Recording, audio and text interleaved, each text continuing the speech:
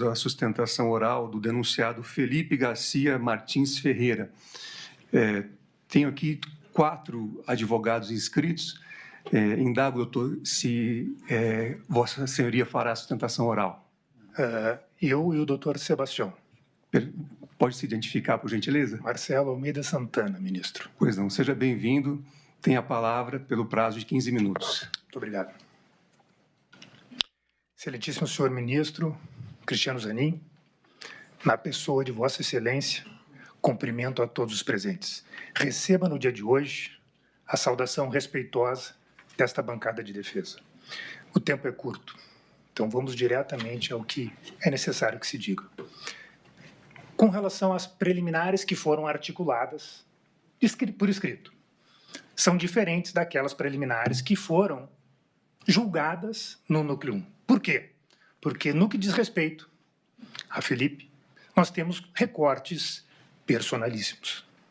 Por essa razão, essa bancada chama a atenção do Supremo Tribunal Federal para que enfrente essas questões, levando em conta essas especificidades.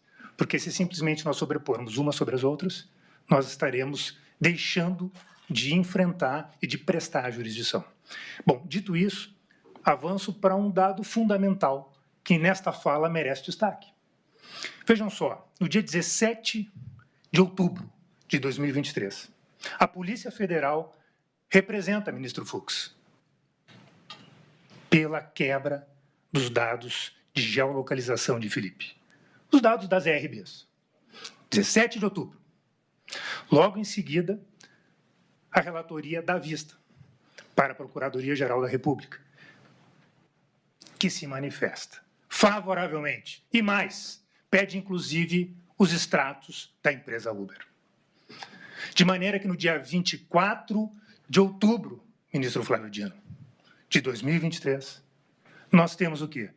Nós temos uma decisão que quebra a intimidade de Felipe, desses dados, e determina que as empresas TIM informem isso. Não só de Felipe, não só de mais 2 acusados. No mesmo dia, o gabinete da relatoria envia os ofícios para as companhias de telefônica que informam esses dados. Pois bem, o que ocorreu depois? A Polícia Federal utiliza esses dados no seu relatório. E nós começamos a pedir, nós precisamos dessas informações, porque nós temos 5 datas em que a acusação afirma que Felipe participou de determinadas reuniões. Doutor Gonê acessou esses dados. A Polícia Federal acessou esses dados, menos a defesa. E depois, mais à frente, nós peticionamos novamente para que esses dados fossem informados. Para nossa surpresa, houve uma informação tão somente no que diz respeito à viagem. A suposta viagem que manteve a prisão preventiva, que nós hoje sabemos que nunca existiu e que hoje mantém Felipe sob medidas cautelares extremamente gravosas. Ainda que se diga que a acusação utilizou as provas e que as provas utilizadas na denúncia foram expostas aos acusados, esse momento de interregno processual, que nós temos, se nós fizermos a comparação com a doutrina italiana, nós temos um momento de interregno processual. Essa prova que a acusação sabe, que a acusação leu e que não falou uma vírgula no que diz respeito a Felipe na denúncia. Nós queremos acessar essa prova.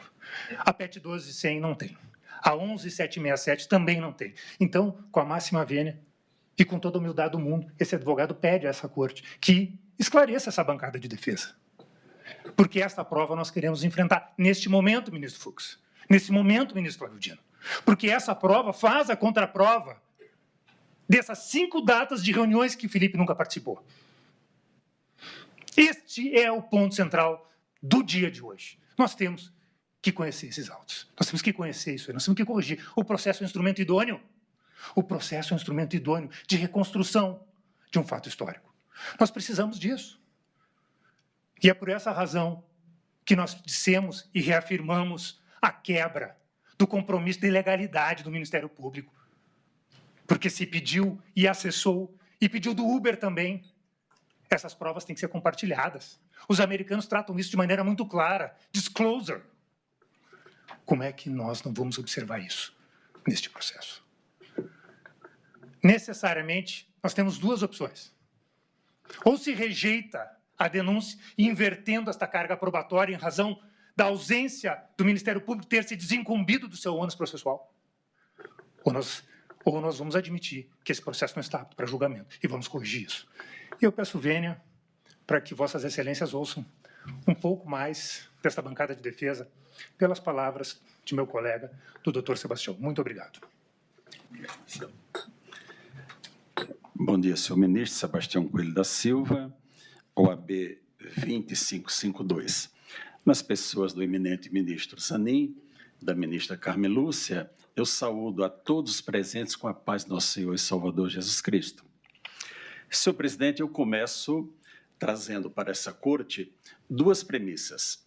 A primeira é que Felipe Martins, ele não ia ao Palácio da Alvorada. Felipe Martins trabalhava no Palácio da Alvorada. Todos sabemos que ele era assessor internacional do presidente da República, trabalhando no Palácio do Planalto, mas que a partir de 30 de outubro de 2022, o presidente passou a despachar no Palácio da Alvorada, e lá era o local de trabalho de Felipe Martins. Portanto, as suas idas ao Palácio da Alvorada não podem causar perplexidade para absolutamente ninguém.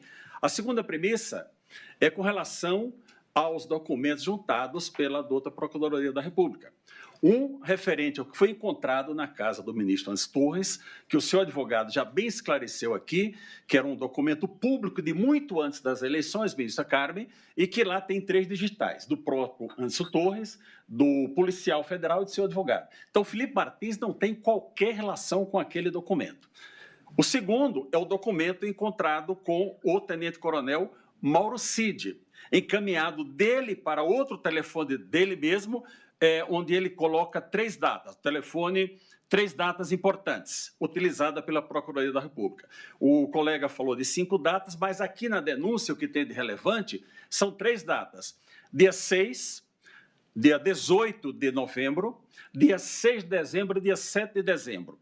E nessa reunião do 7 de dezembro é a reunião que aparece o nosso herói da vez, que é o senhor general Freire Gomes. Eu estou aqui com o depoimento integral do general Freire Gomes, que ele diz o seguinte, que estavam presentes o depoente, o então ministro da Defesa, general Paulo Sérgio, o então comandante da Marinha, Garnier, e, possivelmente, o então assessor para assuntos internacionais, Felipe Martins, que na reunião o assessor leu os considerandos, que seriam os fundamentos jurídicos da referida minuta de decreto. Prossegue o delegado. Neste momento, foi apresentado ao declarante, ao general, o documento indicado no material apreendido em poder do investigado Mauro Cid, que decretava no final o estado de sítio e ato contínuo a operação da lei e da ordem, e transcreve integralmente aquele documento tido, senhor ministro Fux, como a minuta de golpe. Pois bem, após transcrever todo o depoimento, o delegado volta.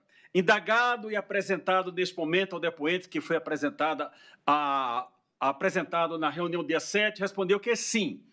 Na referida reunião, possivelmente, Felipe Martins leu o referido documento, o referido conteúdo aos presentes e depois se retirou do local, ficando apenas os militares, o então ministro da Defesa e o então presidente da República, Jair Messias Bolsonaro.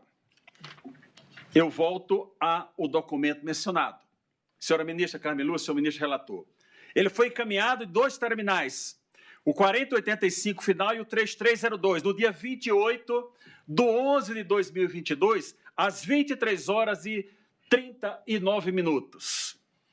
Ali era o documento encontrado no telefone de Mauro Cid. Não existe nestes autos uma única mensagem de Felipe Martins para qualquer pessoa. Vossa Excelência poderá, a acusação poderá recomendar, não, a Polícia Federal não foi capaz de quebrar o sigilo do telefone do Felipe. Ok, mas Mauro Cid entregou, senhor ministro relator, os seus 2 celulares, todos os seus documentos, e ali não tem uma única mensagem de Mauro Cid para Felipe Martins, ou de Felipe Martins para Mauro Cid. Não tem WhatsApp, não tem e-mail, não tem absolutamente nada. Mauro Cid foi ouvido 9 vezes, que está nos autos, foi citado pelo ministro Fux, mas foram 11. Mas também neste Supremo Tribunal Federal foi ouvido 3 vezes, 2 vezes pelos juízes instrutores e uma pelo próprio eminente relator. Mas ninguém teve a curiosidade de perguntar para o Mauro Cid, como você tem essa informação, esses considerandos ditos pelo general Freire Gomes em seu telefone?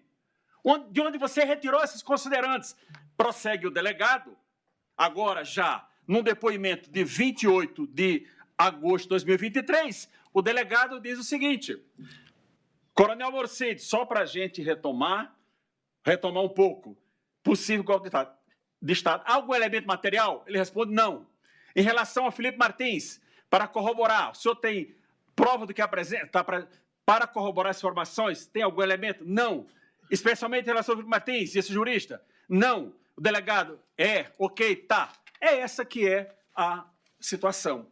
Veja, Vossa Excelências, que Felipe Martins estava incluído num núcleo chamado jurídico, que tinha lá o padre José Eduardo e o advogado Amaury Saad. E eles não foram denunciados, detalhe. Felipe Martins não é advogado. Felipe Martins é formado em relações internacionais e era do núcleo jurídico, mas os outros não foram denunciados e ele foi denunciado. Prosseguindo, não há justa causa para o recebimento dessa denúncia. É comprovado que Felipe Martins, no dia 7, senhor relator, estava em Ponta Grossa, embora a Polícia Federal tenha dito que ele estava nos Estados Unidos. Vai ser provado, eu não vou me deter com relação a isso. Mas voltemos, então, à reunião do dia 7. O general disse que ele leu e foi embora. Ok.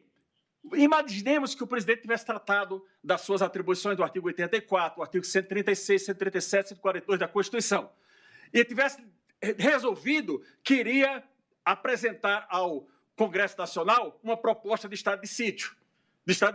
Obrigatoriamente, ele teria que ouvir o Conselho da República e o Conselho de Defesa Nacional, sendo que desses órgãos está elencado no artigo 89, artigo 91 da Constituição, as pessoas que integram esses 2 órgãos. E, obrigatoriamente, eu cito 3. O vice-presidente da República, general Mourão, o presidente da Câmara, deputado Arthur Lira, e o presidente do Senado, o senador Rodrigo Pacheco. Ele convocou em algum momento essas pessoas para essa reunião, para dizer, olha, desta reunião vamos encaminhar ao Congresso Nacional? Não aconteceu isso.